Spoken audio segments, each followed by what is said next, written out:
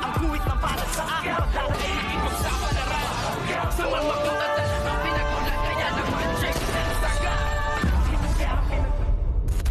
Good morning and welcome sa aking munting channel.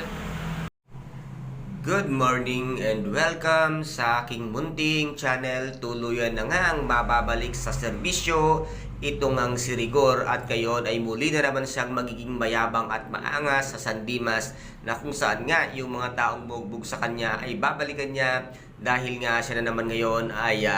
isa na namang pulis. Inilaban niya nga ang kanyang kasong isinampa nitong si General Pacheco dahil ngayon nga ay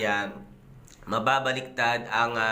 pangyayari dahil itong si General Pacheco ay mapagbibintang ang tiwaling pulis dahil nga sa pagkikipagsabuhatan niya sa mga bakartel kung kaya't dito ay mapapawalang saysay ang lahat nga ng isinampa nitong si General Pacheco dito nga kay Rigor, pero patuloy naman niyang haharapin ang demanda ngang ikinaso sa kanya nitong si Aling Tinding na ngayon ay hindi matanggap ni Aling Tinding na nakikita niyang nasa loob ng piitan itong si Aling Marites na ang tanging ginawa lamang niya ay pinrotektahan at iniligtas niya itong si Tanggol kasama nga itong si Ramon. Ngunit si Ramon ay hindi mapapalagay dahil makukonsensya siya kung kaya't gagamitin niya ang kanyang pinakamalaking puwersa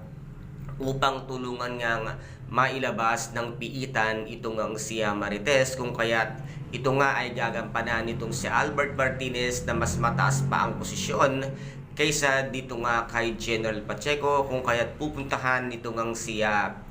Albert Martinez itong si Aling Marites upang tuluyan niyang palayain at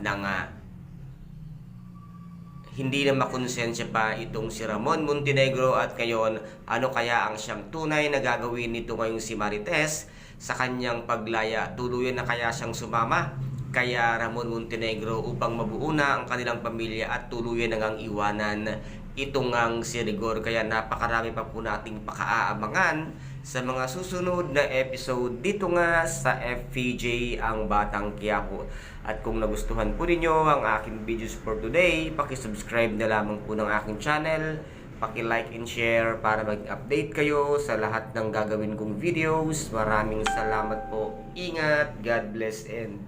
bye-bye.